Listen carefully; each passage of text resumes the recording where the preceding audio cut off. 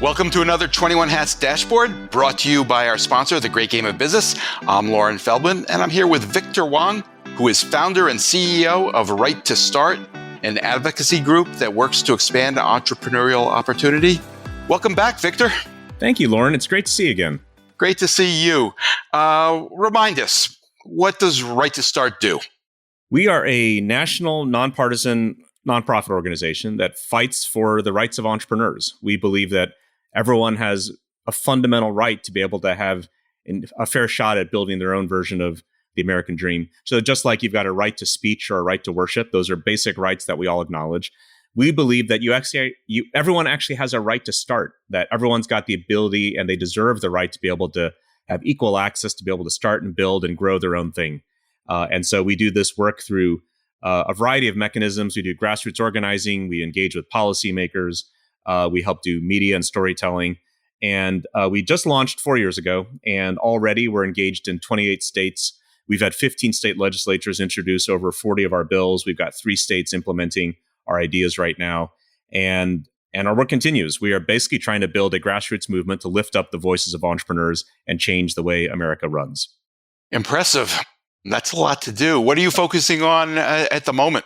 Well, like any startup organization, which we still are, it's the daily slog of building, blocking, tackling, screwing loose screws, tightening loose bolts everywhere. But we're actively building out full coalitions in several states. We're working right now in the state legislative season. We've got a number of states where legislation is currently moving, and we support policymakers that are championing that work. Just last week, for instance, we were in West Virginia with Brad Smith, the former CEO of Intuit and the current president of Marshall University. He invited me as a keynote speaker.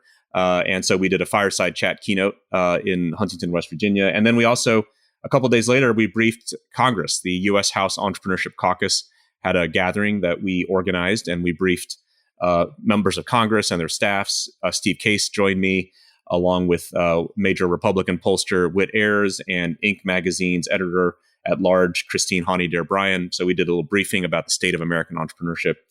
And that's just a little sampling of, a week in the life. We're actively out there lifting up the stories of entrepreneurship everywhere we go, trying to drive civic change and break down those barriers for entrepreneurs everywhere. If I remember correctly, the first state that you got your legislation passed in was Missouri. Is that correct? We introduced it in Missouri. We've actually passed both chambers separately in different bill versions, which means that it doesn't actually go all the way. But we're close again this year. It's actually the train is in motion, and it's actually the train may be in pretty good shape. Fingers crossed on Missouri. I see. And then so we actually passed in Nevada last year fully. Got passed by both chambers. Got signed by the governor into law. The first ever Right to Start Act fully signed into law last year, and it creates an Office of Entrepreneurship in the state of Nevada, and that office is in charge of coordinating all state policy around entrepreneurship, tracking data on entrepreneurship, opening up government contracts for entrepreneurship, and providing recommendations to the governor on how to cut red tape for entrepreneurs across the entire state. So it's a full shop. There's a director now, Kaima Pert, who's an amazing leader for that office. And now we've had the state of New Mexico is creating their own Office of Entrepreneurship, and that's through the governor's office. And that was inspired by our legislative work in New Mexico as well. And now the state of Kansas is appointing a director of entrepreneurship. They're hiring that role right now. And that person's job would be to look out across the entire state and be the voice of entrepreneurs in the system.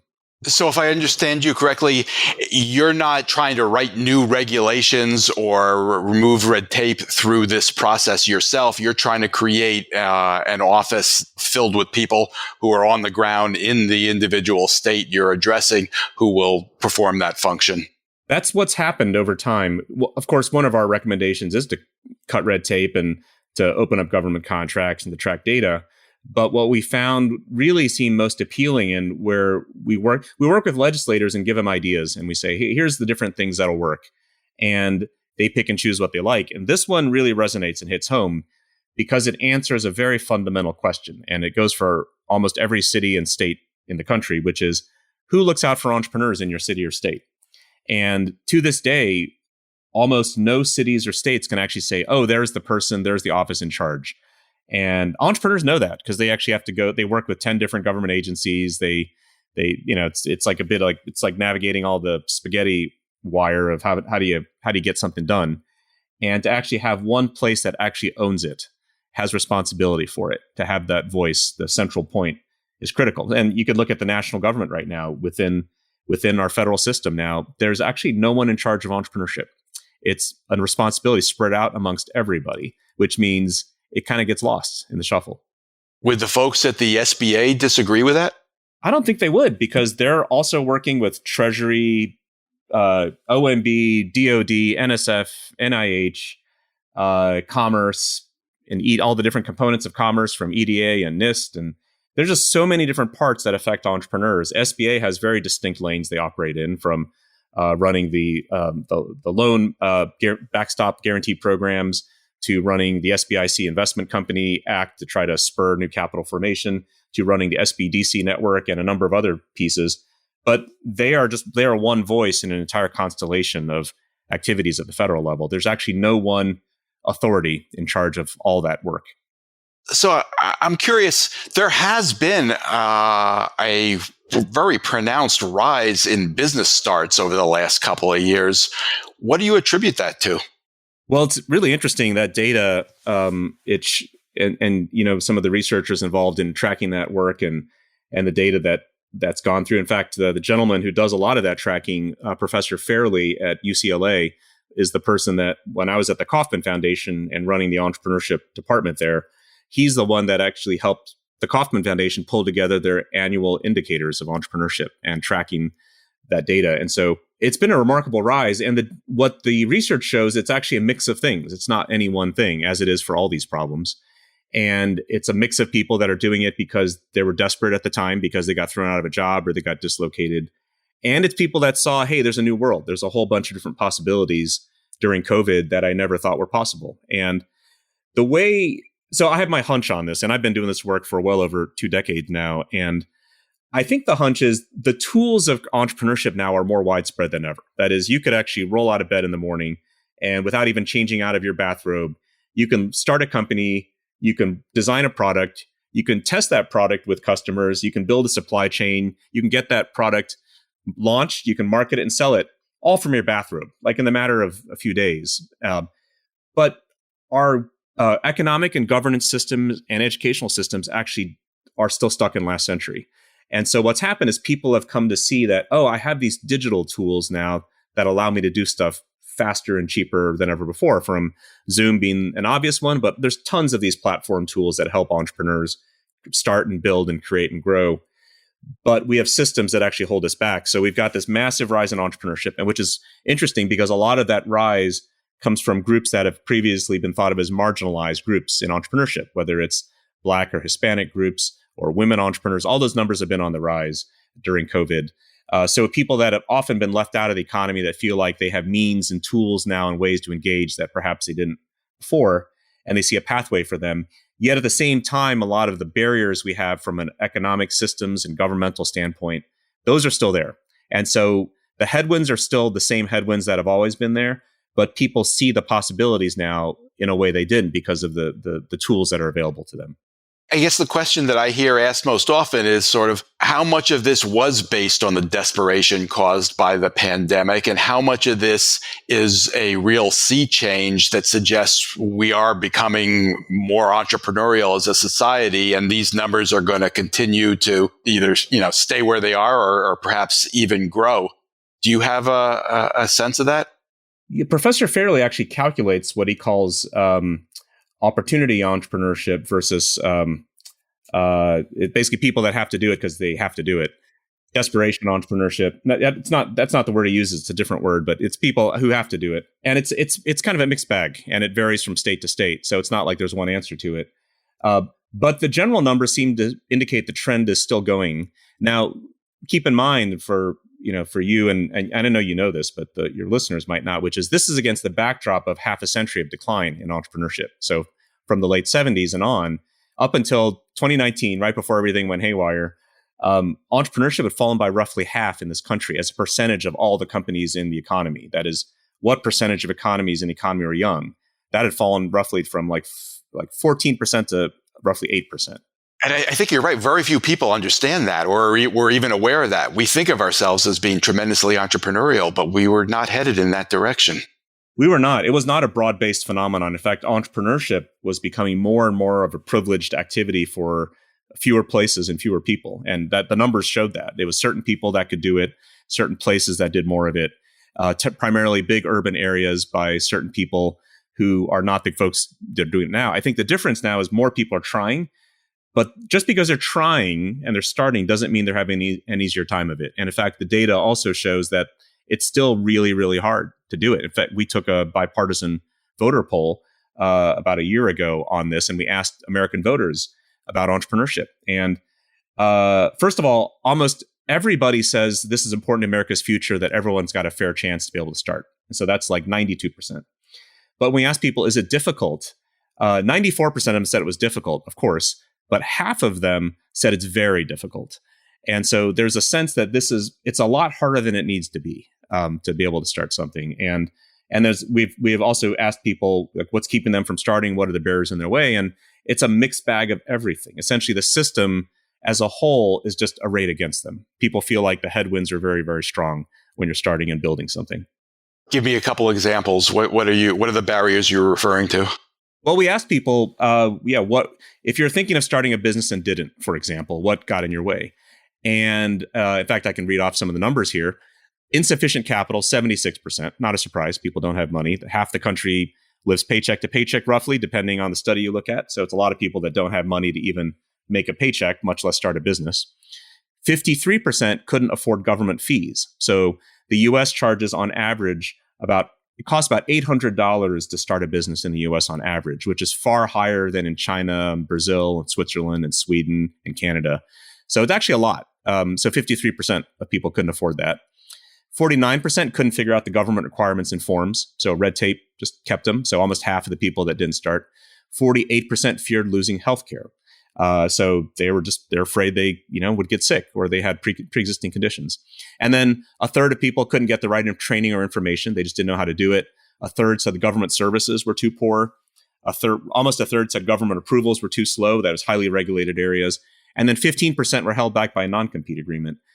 So the answer is there's no one thing, right? Like, it's the one dominating theme is the system kind of just makes it really hard. Like, we don't have, again, who's the voice of the entrepreneur in the system? If you don't have a voice in the system, which entrepreneurs generally don't, they generally don't have time and money to speak up for themselves, then the system's going to work against you. And that's what we have right now. We have a system that actually creates a lot of friction for people trying to start something.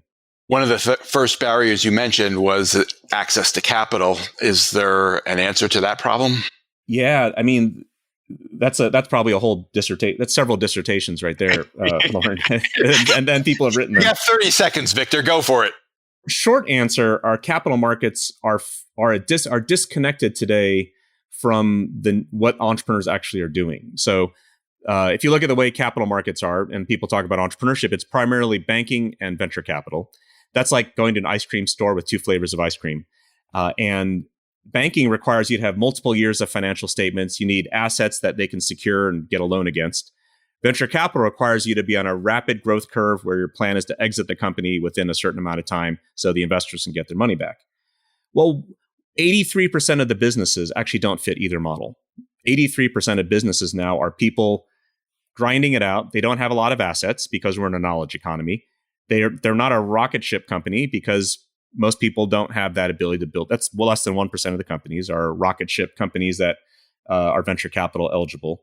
So that leaves a fundamental capital markets dysfunction, which is the types of money available don't fit the needs of the businesses being started today. That explains the problem. Are you working on a solution? Sure. Well, one of the things that needs to happen is there needs to be a diversity of new types of capital products for the entrepreneurs today. And you've seen a lot of companies step up now. For instance, a lot of the sales platforms from PayPal to Shopify to Stripe actually will do business financing. So they'll actually do revenue-based percentages of sales to pay back companies. That's a form of capital that is actually very flexible and dynamic.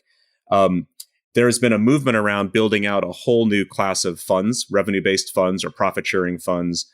And that work has grown. And so when I was at the Kauffman Foundation, we seeded that work through a project called the Capital Access Lab. And now there are lots of funds now that do some version of revenue-based financing, whether from the debt side or the equity side, where it's a percentage, you get paid back based on a percentage of what you earn.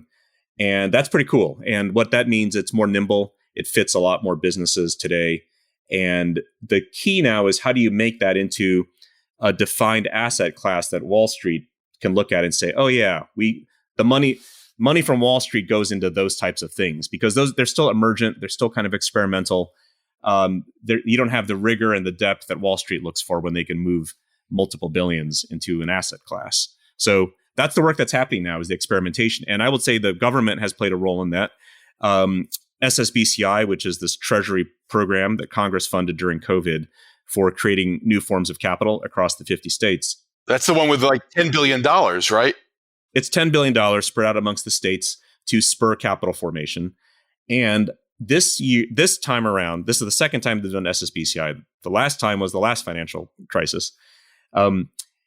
There's a huge amount of experimentation that's good, that's happening at the state level. Our laboratories of democracy, as we used to call state level work, where they're doing more fund to funds, which is states funding funds whose job it is not to just invest in one company or two or a small portfolio, but to spur in the development of an entire capital ecosystem by building lots of funds. There are more states now doing that than ever before, which is really exciting. And you have now Treasury giving some kind of indication that they are open to other forms of capital investing, like revenue-based investing, profit-sharing models, et cetera, through that money. So that money now in SSBCI is being spent in much more diverse, nimble, and flexible ways than ever before. And fingers crossed, that's going to lead to more and more funds getting developed over time. Now, none of this stuff is fast. This is all decade-long, ecosystem building work, but it's happening now, and people are trying. We got time for one last question. I'm curious, you're out there around the country meeting with a lot of business owners. I'm wondering, what are you seeing in terms of artificial intelligence? And I'm not asking about, OpenAI and ChatGPT. I'm curious about use cases and whether you're starting to see it have an impact at the grassroots level on entrepreneurs and smaller businesses. We certainly are seeing people using it more and more. In fact, just last week in West Virginia, there was a whole panel session on AI and how companies can use it. And so this is permeated far and wide, even into the mountain regions of this country that, a generation ago wouldn't have been involved in this conversation, but they're very much up to speed and are in it right now with some of the top thinkers and doers anywhere. I think you're already seeing companies use it. It's mostly at the employee level where people are using it to think faster, to write better, to explore creative ideas better. I use it when I'm working through problems, just to bounce ideas around where I'm stuck somewhere. You just ask AI, like, what do you think of this? What would you do in this situation? I've been in business meetings where people pull up ChatGPT or another AI platform and just say, well, let's see what other ideas we've got out there that maybe we're not thinking of. And so that happens quite a bit. And you're seeing, I've met someone, someone I worked with last week who uses AI as their automated email response system. And there's tools now that actually will take your tone and your writing style in emails and actually draft email responses for you. And it syncs up with your Gmail and actually does it automatically for you. The emails don't go out without your approval, I assume. Well, there's probably a toggle on there that I have not played with this yet, but you could probably at some point when you have enough confidence in it, you can just let it go out on its own. So we may all be our avatars may be speaking to avatars. We may be doing podcasts, Lauren, where I'm just an avatar talking to your avatar for this podcast. I'm not looking forward to that, Victor. It sounds really sad, doesn't it? It does. It sounds very much like out of Brave New World in a bad sense. But we're dealing with it. I think people are finding ways to make use and create value out of this tool right now. So you're optimistic that it's going to be a force for good? Well, every technology, I'm not saying anything profound here. Every technological wave brings both hope and fear. And, you can just look back to, what was that great movie Charlie Chaplin made, Modern Times, about a century ago, in the age of industrialization. And hey, that whole scene with the clock and the gears and how we got stuck in that. Like, people were scared of machines back then, and it worked its way out into popular movies. And And I think it's the same thing. I mean, we're going to have to learn to deal with these tools because that is where we are now. And they certainly are going to add value and speed things up in our lives. And there's going to be, at the same time, there'll be people disrupted, and we'll have to find new ways to make a living. And, we'll have to find new ways to run our society as all out of all that. So it's a magical time for that, for sure, both good and bad. Victor, it's great catching up with you. Victor Hwang is founder and CEO of Right to Start. Thanks for taking the time, and I hope you'll come back again soon. Well, thank you. I encourage everybody to go to righttostart.org and sign up for our newsletter. And we've also got a Take Action button where you can sign the cause and our statement of principles and join the movement. Glad you mentioned that. Thank you, Victor. Have a great week, everybody.